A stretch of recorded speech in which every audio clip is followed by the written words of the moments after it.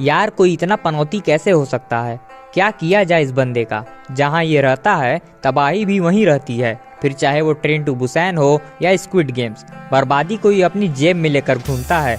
इसीलिए जहाँ कहीं भी ये बंदा दिखे तो समझ जाइए किसी न किसी की माँ चूद गई।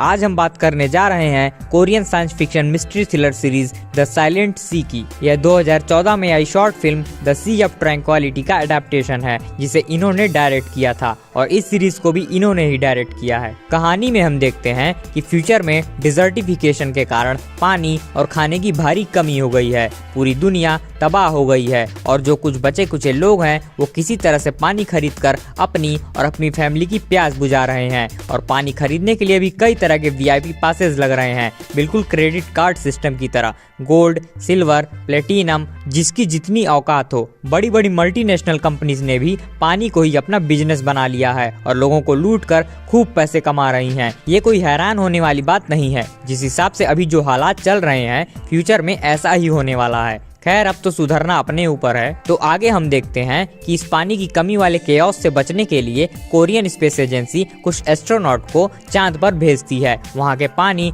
जिसे लूनर वाटर कहा जाता है उसका सैंपल लाने के लिए। जब एस्ट्रोनॉट वहां पहुंचते हैं तो उन्हें पता चलता है कि ये पूरा मिशन ही फर्जी है। जिन सैंपल्स को लाने भेजा गया है वो कोई मामूली सैंपल नहीं है, बल्कि बहुत ही खतरनाक वायरस है जो इस धरती को बना भी सकता है और उसे पूरी तरह से बर्बाद भी कर सकता है। और ये चांद की अंधेरी खाइयों में ही पाया जाता है, जिसे द साइलेंट सी कहा जाता है। सन 1609 में जब गैलीलियो ने टेलीस्कोप को इन्वेंट किया था और उससे धरती के चांद को देखा था तो उन्हें उसके सरफेस पर बहुत से काले धब्बे दिखाई दिए थे। तो उन्हें लगा कि वो पानी है, इसीलिए उन्होंने उसका नाम द साइलेंट सी रखा था। फिर 1651 में एस्ट्रोनॉमर गियोवन्नी बटिस्टा ने द साइलेंट सी का नाम बदलकर मेयर ट्रैंक्विलिटीज यानी सी ऑफ ट्रैंक्विलिटी कर दी। लेकिन अब इन्हें कहाँ कोई जानता है, सब लोग तो गैलीलियो को ही जानते हैं, इसीलिए उसे द साइलेंट सी ही कहा जाता है। जब एस्ट्रोनॉट वहां पहुंचते हैं तो उनमें से एक एक करके सभी लूनर वाटर के कांटेक्ट में आने लगते हैं। उसके कांटेक्ट में आते ही इंसान पानी की उल्टियां करने लगता है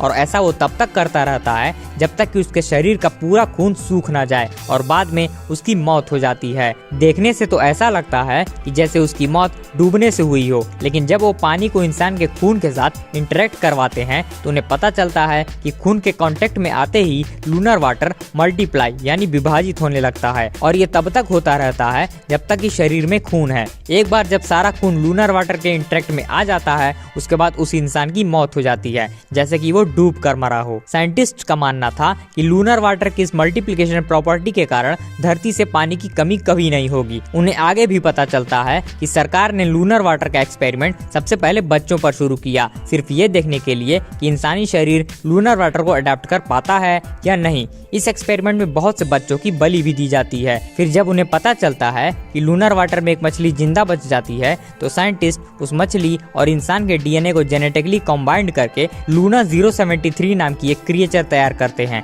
जिसकी मछलियों की तरह गिल्स थी। उसके पास एक स्पेशल हीलिंग सुपर पावर भी आ चुकी थी, जिससे वो अपने आप को ठीक भी कर सकती थी। तो क्या एस्ट्रोनॉट इस क्रिएचर को अपने आप से बचाते हुए लूनर वाटर को सही सलामत धरती पर वापस ला पाते हैं या नहीं? उन्हें आगे कौन कौन सी दिक्कतों का सामना करना पड़ता है, यह जानने के लिए इस बेहतरीन सीरीज को जरूर देखिएगा। इस सीरीज का सबसे बड़ा प्लस पॉइंट है इसका कॉन्सेप्ट, जो कि वाकई बहुत बेहतरीन है। मार्केट में इतने सारे कॉन्सेप्ट्स होने के बावजूद भी उसमें से यूनिक कॉन्सेप्ट ढूंढ कर लाना ही बहुत चैलेंजिंग काम होता है। तो यहाँ इसके राइटर की जितनी तारीफ की जाए कम है। उसके बाद इसका दूसरा सबसे बड़ा प्लस पॉइंट है परफॉर्मेंस। इसमें आपको एक से एक टैलेंटेड एक्टर्स देखने को मिल जाएंगे, जिनका नाम तो आप भले ही ना जानते हो, लेकिन उनकी एक्टिंग स्किल से आप अच्छी तरह से वाकिफ हैं। इनमें से हर एक कैरेक्टर की अपनी अलग ही कहानी है, जिसे बहुत ही बारीकी से पूरा टाइम लेकर दिखाया गया है। मिस्ट्री को सॉल्व करने के लिए जो टाइम लिया गया है और जितना आपको वेट करवाया गया है वो पूरी तरह से वर्थ इट है। आप प्लॉट से डीपली कनेक्ट होते चले जाएंगे। इसके विजुअल्स और सिनेमेटोग्राफी ने इसके कॉन्सेप्ट में 4 चांद लगा दिया है। कोरियन सीरीज हमेशा से ही अपने कॉन्सेप्ट को लेकर फेमस रही हैं, इसमें कोई दो राय नहीं है। और उसी लिस्ट में